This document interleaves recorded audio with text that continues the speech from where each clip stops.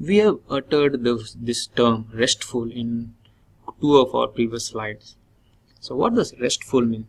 So before I explain what is RESTful, let me tell you that OData is a REST-inspired technology for reading, writing, and modifying information on the web, not in SAP, on the web. So that is that means that OData uses RESTful architecture. So what is REST? So the acronym for REST is RE from representational, S is state, and T is transfer. So it is representational state transfer, that is REST. So what is REST? So it is an architectural style. So it is one of the styles, just like RPC and SOAP is another style. So this is RESTful is architecture style which uses simple and light mechanism for inter-machine communication. Unlike RPC or SOAP, which are action-based, REST is a resource-based architecture. There are 6 guiding constraints which must be satisfied if an interface needs to be referred as RESTful. So 2 of the constraints which we have already discussed, that is the client-server and stateless. So I told you that our SAP NetWeaver gateway is a client-server architecture, and the data transfer which is done through HTTP protocol is in stateless form.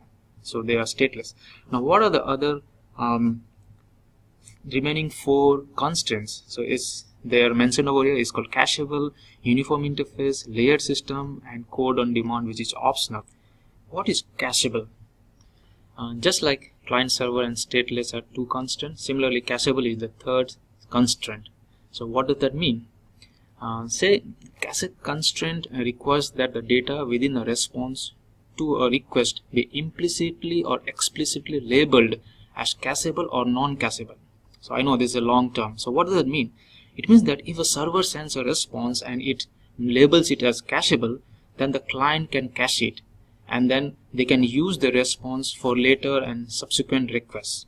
But say the server does not or labels the response as non-cacheable, then the client cannot reuse it.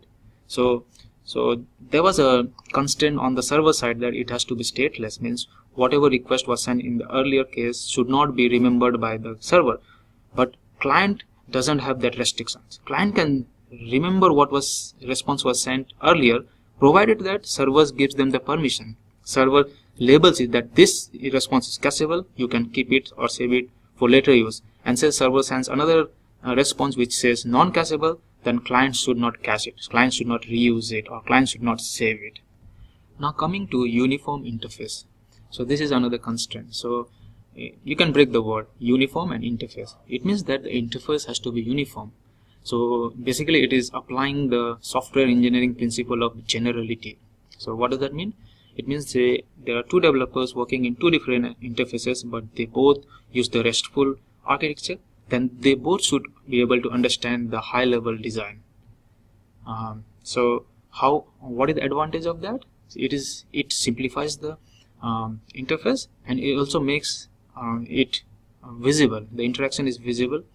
So if the interface has to be RESTful, then it also has to follow this uniform interface constraint. And REST architecture is again defined by 4 interface constraints, and that is identification of resources and manipulation of resources through representations, and the messages should be self-descriptive, and hypermedia should be the engine of application state. So these are the 4 constants for the interface to be uniform. Coming to the 5th constraint, that is the layered system. So what does this mean? It means that there can be multiple layers in the client server architecture. Say the client is sending a response to application server 1 or the server 1, and server 1 in turn is connected through some interface to server 2. So the client 1 should not or need not know that there is another layer which is after the server 1.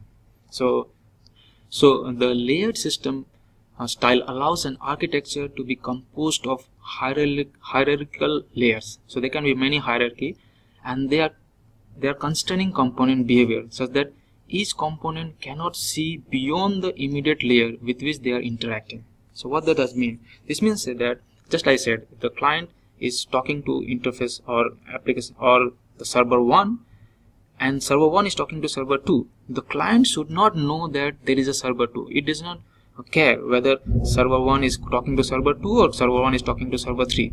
As long as it receives the response from server 1, they are happy. So that is layered system. So layered system means, interface, in order to be RESTful, they should allow layered systems. Finally, the optional constraint, which says code on demand.